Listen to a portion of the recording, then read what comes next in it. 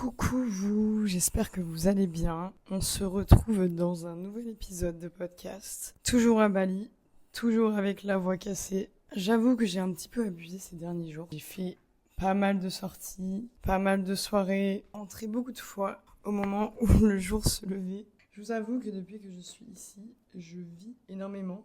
Et franchement, je trouve ça vraiment cool parce que j'ai quand même vécu une année un peu spéciale. Il s'est passé beaucoup de choses, comme je vous disais dernièrement. Et je me rappelle que je me voyais dire à mon ex, putain, j'ai l'impression que tous les gens de mon âge, ils sortent, ils font des soirées, ils profitent de la vie. Et moi, je fais rien, je vois personne, je rencontre jamais de nouvelles personnes. Et ça me pesait énormément. Mais à la fois, je faisais rien pour y remédier. Et c'est difficile de changer de vie quand tu changes pas ton quotidien. Comme on dit, si rien ne change, rien ne change. Et puis même au-delà de ça, je ne m'ouvrais pas au monde, je fréquentais toujours les mêmes endroits, je restais tout le temps chez moi. Mine de rien, il a fallu que toute ma vie soit chamboulée, bousculée. Non mais, en fait, j'en reviens pas quand je me dis, si je compare ma vie à il y a un an, jour pour jour, comment c'est possible que ma vie, elle ait autant changé. Et là, pour répondre à tout ça, je vous dirais juste, en fait, faites ce qui vous fait envie, au-delà de toutes les peurs, de tout ce qui peut exister. Notez sur une feuille toutes les choses qui vous font envie. Moi, je sais que depuis que je commence à devenir consciente, à peu près adulte, que je suis jeune, je sais que ce qui me faisait envie, c'était d'être libre financièrement, ne plus dépendre d'un travail, pouvoir voyager ou juste je suis malade, j'ai envie de rien faire, rester chez moi, à être sur le canapé à rien faire. Et en fait, c'était des envies, mais je les ai juste suivies. Enfin, je dis juste comme si tout avait été très simple. Mais en fait, j'ai fait tout ce que je pensais qui m'emmènerait vers ce chemin-là. Et ça a marché. Mais ça n'a pas marché juste comme ça. Pour que ça marche, il faut être convaincu que ça marchera et fournir tous les efforts qui t'emmèneront vers ce chemin. C'est pour ça que je trouve que c'est important d'avoir des rêves et surtout de se dire que le plus difficile, c'est pas d'agir, c'est le moment où t'hésites à agir. C'est tout le monde que tu te crées sur la chose que tu dois faire. En fait, il y a aussi ce truc de chez moi où j'ai envie que... Ah oui, je tiens juste à dire que cet épisode n'est pas du tout préparé.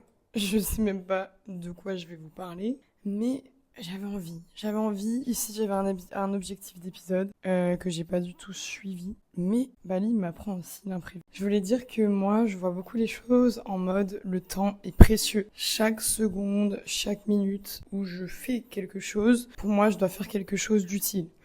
Au moins une bonne partie de ma journée. Et ça, j'ai toujours aimé être productive, travailler sur moi, tout soit toujours rangé, carré, organisé. Et ça, c'est des choses qui me stimulent.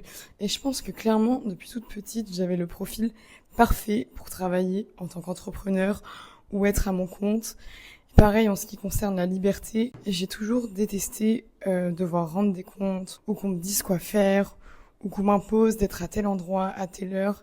J'ai toujours eu énormément de mal avec ça. Et en fait, mon rêve, c'est juste d'être libre, de plus avoir à me rendre dans un lieu, me dire putain, là je suis malade, je dois quand même y aller, etc. Et en fait, je suis tellement fière d'en être arrivée là aujourd'hui. Et vous savez, les memories Snap, là, quand je vais dessus et que je vois il y a un an, jour pour jour, et que je vois déjà juste mon visage. Déjà, ça se voit à quel point je me plaisais beaucoup moins physiquement. Et je pense que mon train de vie se voyait sur mon visage. Je m'en rappelle très bien à l'époque. J'étais au travail et je n'en pouvais plus de ma vie. J'en pouvais plus de Bordeaux. J'étais dans une relation qui me prenait toute mon âme, toute mon énergie.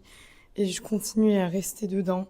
En fait, il y avait rien qui allait à tous les niveaux. Peut-être le seul truc qui allait, c'est que j'étais avec moi-même et peut-être que une fois qu'on est avec nous-mêmes, qu'on est bien avec nous-mêmes, qu'on sait qu'on peut compter sur nous-mêmes, on peut réussir à se dire que rien n'est grave, mais quand même, je sais que ma vie, elle allait pas. Et c'est comme si j'avais une boule au ventre constante, un stress constant, devoir me rendre dans un lieu que je n'aimais pas, dans une ville que je n'aimais pas, avec des gens avec qui je me sentais pas forcément alignée. J'ai l'impression de m'être enlevé toutes les chaînes qui me tenaient à mon corps, que ce soit au niveau de mon lieu de vie, au niveau de mes relations, au niveau de mon mode de vie et surtout au niveau de mon mindset.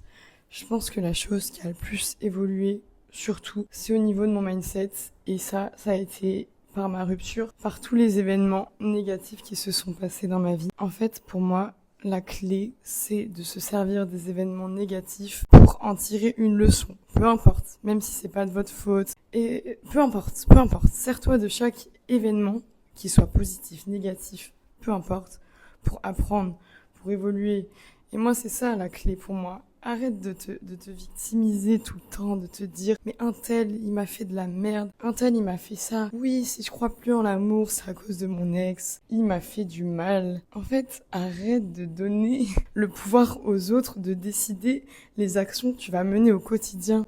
En fait, non, tout est dans ta responsabilité. C'est ta responsabilité d'être resté avec quelqu'un avec qui ça n'allait pas et de lui avoir laissé l'occasion de te faire perdre espoir en l'amour. Tu es resté dans la relation, tu as ta part de responsabilité dans tout. Et pour moi, c'est comme ça qu'on évolue. Mais enfin bref, tout ça pour dire que j'ai encore beaucoup de chemin à parcourir. Je dis pas que je suis parfaite, loin de là. Mais en tout cas, j'ai pris goût à travailler sur moi. Mais j'adore. En fait, avant, je me rends compte que je me sentais vide. J'avais toujours besoin de combler les choses en programmant des choses dans ma vie en mode oui, je sais que là, je serai bien parce que je sais qu'il y aura cet événement de programmé et que je vais l'attendre et que ça va donner un sens à ma vie. Ou oui, je sais que quand je parle avec quelqu'un, j'aime bien parce que je suis importante aux yeux de quelqu'un et puis ça donne un sens à ma vie. Bref, en fait, tout ça, je l'ai remplacé. Je l'ai remplacé par me dire, si il y a un moment donné où dans ma vie, je vais me sentir mal, vide ou déprimée, et que je ne sais pas trop pourquoi, ça va être là de me dire, ok, qu'est-ce qu'on va faire? On va occuper le temps de quelque chose d'utile, comme par exemple travailler sur soi. Comment on fait pour travailler sur soi? Parce que tout le monde parle du fait de faut travailler sur soi, nanana, nanana. Personne t'explique comment. Comment on travaille sur soi? Alors, pour moi, travailler sur soi, c'est on s'analyse. Je pense qu'il faut savoir s'écouter.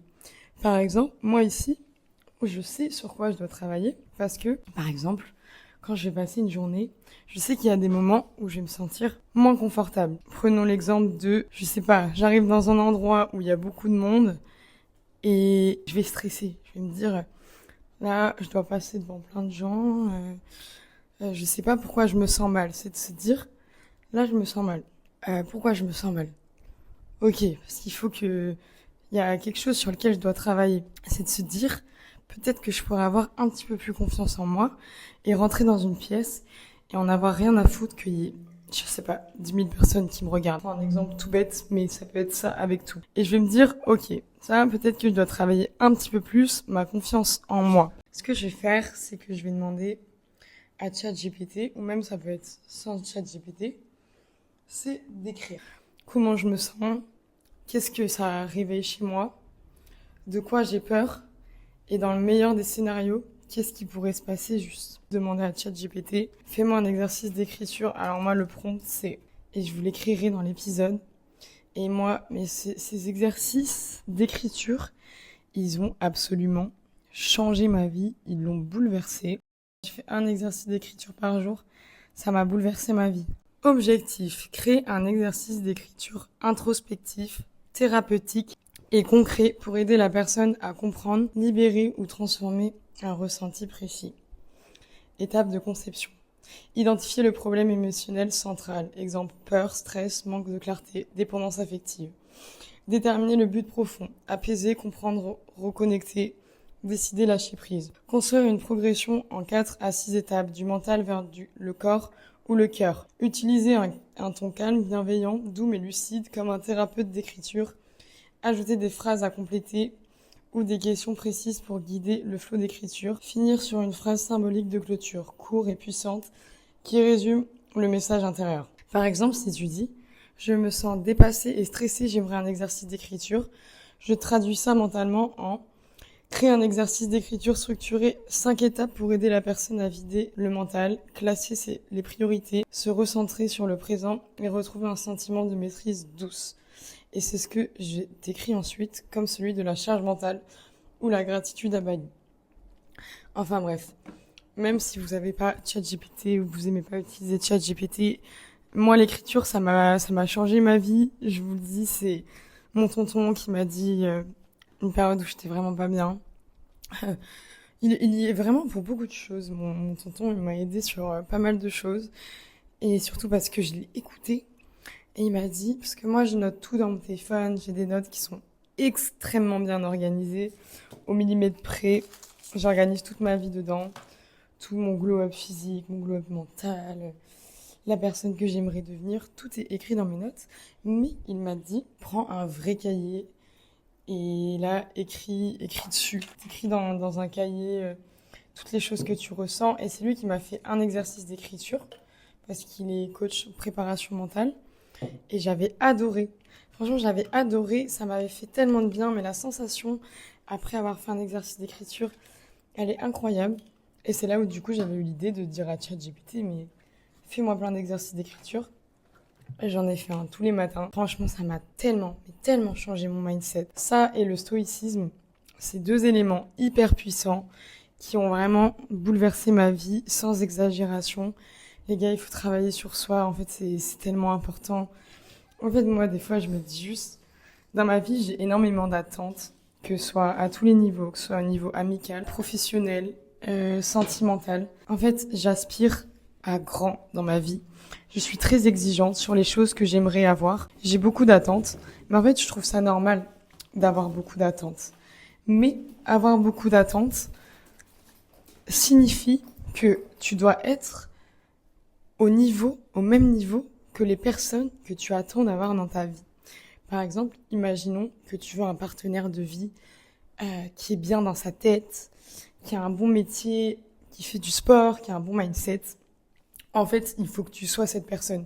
Sinon, je trouve que c'est quand même culotté de demander à une personne d'être ce que tu n'es pas déjà toi-même.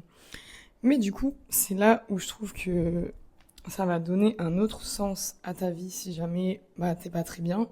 C'est de te dire, surtout si t'es pas très bien mais que tu aimerais avoir une relation dans ta vie, c'est de te dire, ok, je peux pas avoir une relation tant que je ne suis pas la personne que j'aimerais avoir pour moi-même.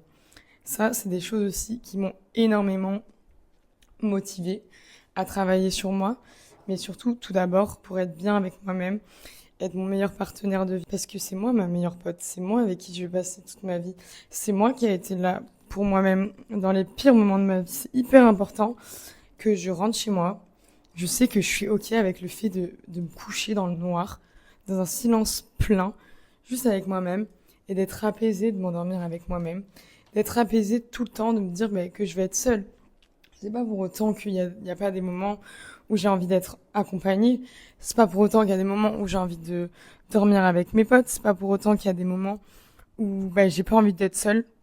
Mais je sais que dans tous les cas, peu importe ce qui se passe, si je dois être seule parce que j'ai pas le choix ou que j'ai pas envie d'être seule et que je suis contrainte d'être seule, et bien j'aurai aucun problème avec ça. Parce qu'en fait, je sais être bien avec moi-même. Et j'ai aussi réalisé un truc, c'est que être bien avec soi-même, c'est en fait très dans la métaphore, c'est de se dire, c'est comme si j'étais avec un ou une amie. Qu'est-ce qui fait que je vais passer des bons moments avec cette personne? Donc premièrement, ça va être les discussions. Si j'ai des bonnes discussions avec quelqu'un, je vais passer un bon moment. Si les activités qu'on fait, par exemple, on va se faire des petits masques, on va discuter de trucs motivants de la vie, on va faire des choses qui font du bien au moral. Si tu fais ça avec quelqu'un, tu vas forcément apprécier les moments avec quelqu'un et avoir envie de revoir cette personne. Fais pareil avec toi-même. En fait, souvent, je me disais, j'étais sur le scooter et je me disais, mais attends, mais en fait, c'est ouf, mais je peux discuter avec moi-même. On peut parler. On peut parler de tout et de rien, comme on peut souvent, on ne s'en rend pas compte, que nos pensées peuvent dériver sur des trucs chiants. Et me dire, mais attends, mais si je veux être bien avec moi-même, il faut que mes discussions elles soient un minimum agréables, parce que pourquoi je suis là à me dire des trucs chiants en mode, oui, l'autre jour t'as pas fait ça, et puis là c'est trop la merde, tu sors trop, et truc, nan, c'est pas agréable, là, je passe pas un bon moment avec moi-même. Et après, je me suis dit, mais en fait, je peux me dire ce que je veux à moi-même. Je peux avoir des discussions agréables si je veux. Et du coup, j'ai commencé à changer mon discours et à me dire, oui, bon alors, là, on va parler de quoi? On va parler de qu'est-ce que tu veux plus tard dans ta vie? Là, qu'est-ce qui fait que peut-être tu te sens pas forcément bien? Comment tu pourrais t'améliorer physiquement, mentalement? En fait, juste faire le point avec toi-même, avec bienveillance et avoir des bonnes discussions avec toi. Et ça, je me suis dit, mais en fait, c'est fou. Mais si tu veux être bien avec toi-même, t'as juste à être la meilleure personne pour toi-même. En fait, c'est vraiment le truc de tout est un miroir dans la vie.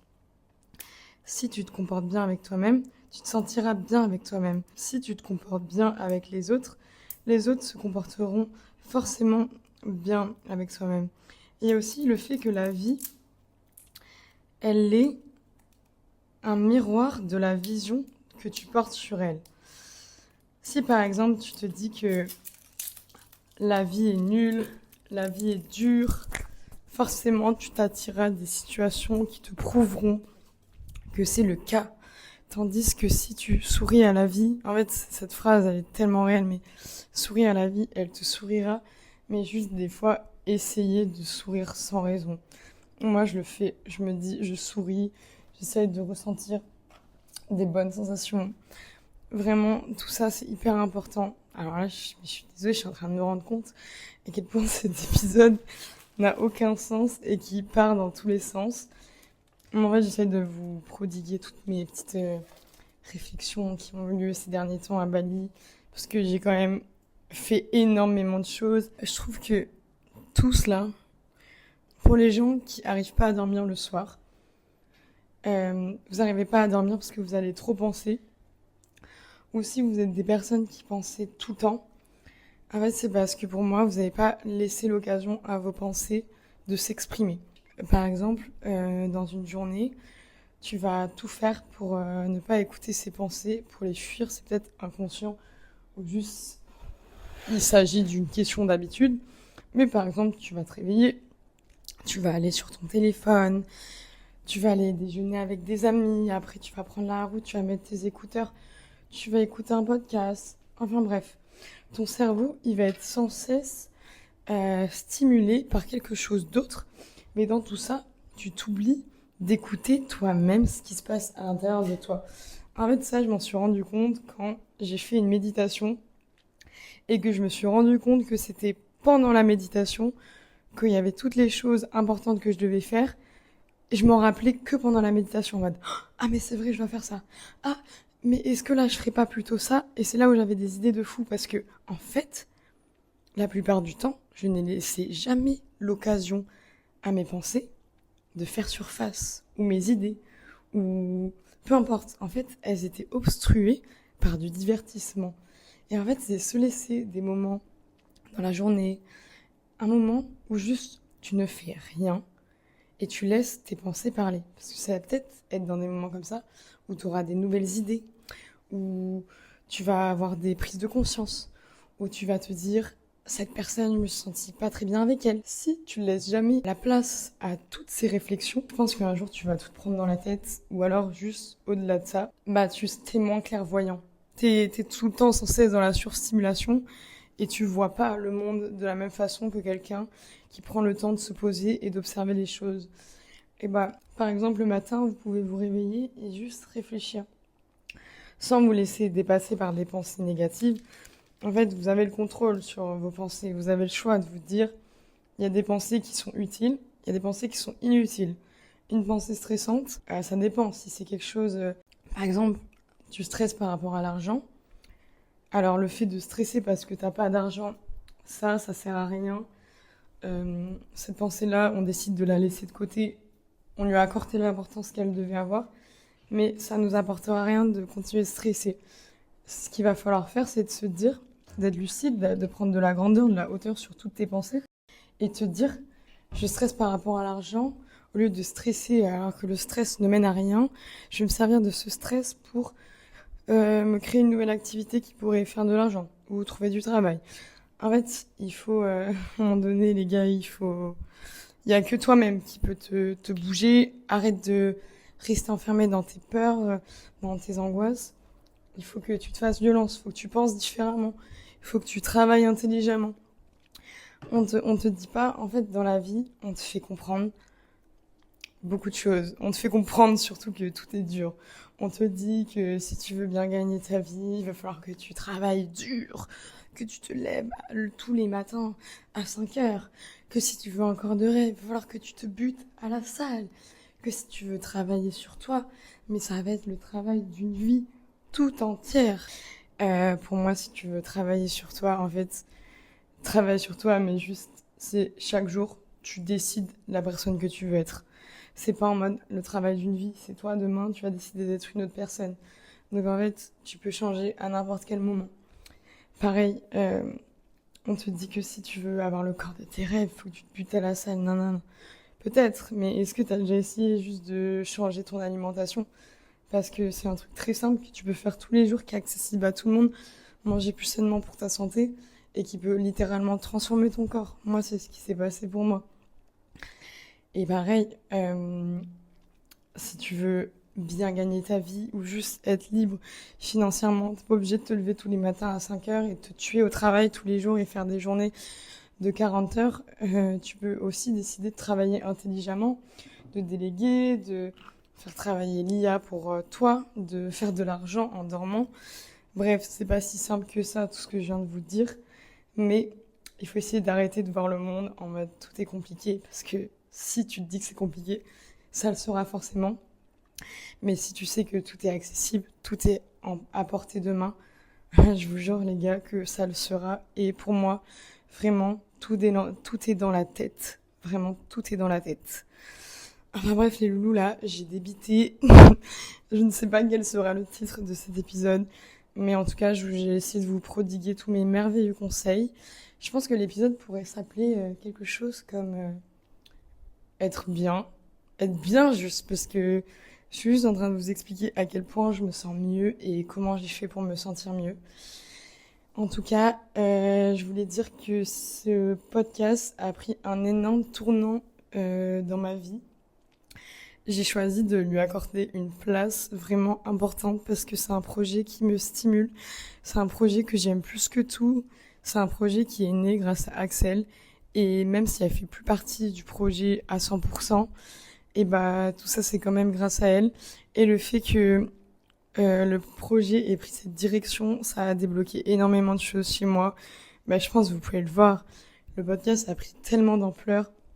On a plus d'une centaine d'écoutes par jour. Par jour, je sais pas si vous vous en rendez compte.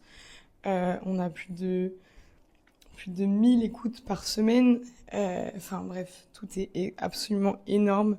Le podcast sur Instagram, je sais pas où il en sera à l'heure où l'épisode sortira, mais là actuellement on est à 7000 abonnés. Ça fait que augmenter. Et je suis sûre que cette aventure va aller très loin. Et en tout cas, vous inquiétez pas, je peux vous promettre que je serai la première à vous rendre tout ce que vous m'avez donné. Parce que grâce au podcast, j'ai pu avoir en partenariat, bien sûr, en échange de publicité, j'ai pu avoir plusieurs nuits dans des villas grâce à la notoriété du podcast. Bien sûr, c'est grâce au travail que j'ai fourni en premier lieu. Le fait d'avoir eu le courage de poster tous les jours, parce que ça demande du taf de poster tous les jours sur Instagram, de trouver toujours de l'inspiration pour poster des nouvelles stories, pour faire des réels, pour publier aussi sur TikTok, parce que sur TikTok, à l'heure actuelle, on est à 13 000, je sais pas où on en sera quand vous écouterez l'épisode, mais forcément, on y sera encore plus, parce que je me mets des objectifs constamment, et il faut savoir que j'ai pas que le compte du podcast, j'ai aussi beaucoup d'autres projets à côté, et plein de petits projets que je sais qu'ils vont m'emmener très loin un jour. Et en tout cas, j'ai hâte qu'on vive tout ça ensemble. Voilà. En tout cas, je suis super heureuse d'avoir pu vous enregistrer cet épisode et je vous fais plein de gros bisous. Écrivez-moi et je vous embrasse.